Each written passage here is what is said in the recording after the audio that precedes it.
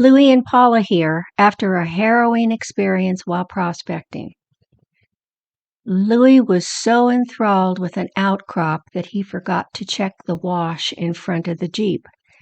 We got high-centered, stuck on a rock, so we decided to share some of our tricks. What we commonly see is that the front axle of a vehicle will hit a rock and the momentum of the vehicle pushes it forward. The axle or differential will be pushed on top of the obstruction, taking the weight off of the tires. The tires spin and dig into the sand or soil, further transferring the weight onto the rock. Now the vehicle is stuck. Although it's funny how the spinning tires throwing up dirt reminds us of a badger going after a prairie dog. Being stuck is no picnic. At this point, one has to decide what strategy to use to get off the rock. Do you winch your way over the rock, or do you lift the vehicle and stack rocks under the tires? Winching off a rock might do damage to the vehicle. The oil pan could be dented, the drive shafts could get bent, or there might be damage to the transmission. Our suggestion is to lift the vehicle so that rocks can be shoved under the tires and weight transferred back onto the tires. To lift a vehicle, you need a jack.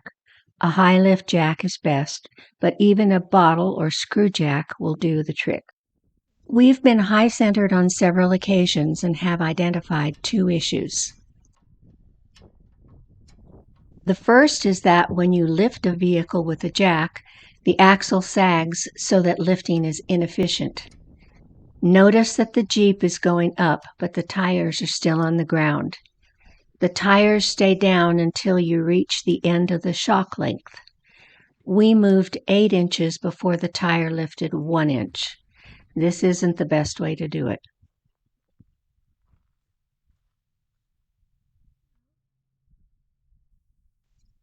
You can't stack a lot of rocks in that small space.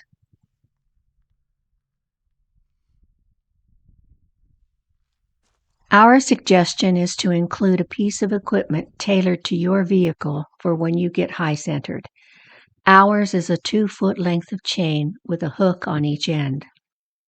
The chain is to make a strap that will hold the axle to the frame so that when the vehicle is lifted, the axle lifts with it.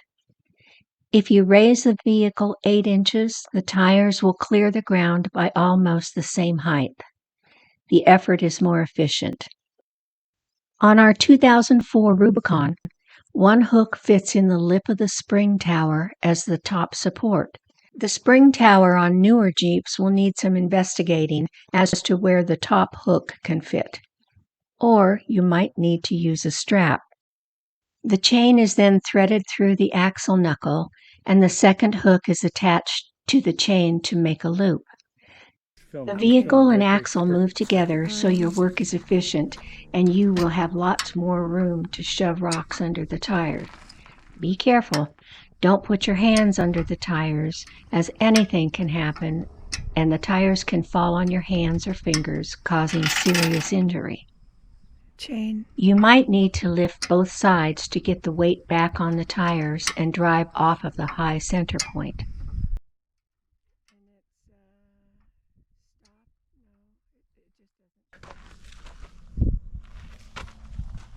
There's a lot more room under the tire this time.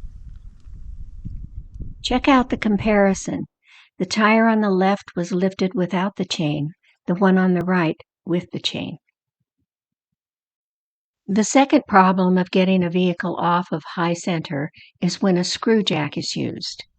This is the type of jack included with most vehicles.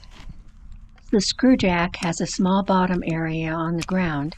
It will push its way down into the ground rather than lift the vehicle.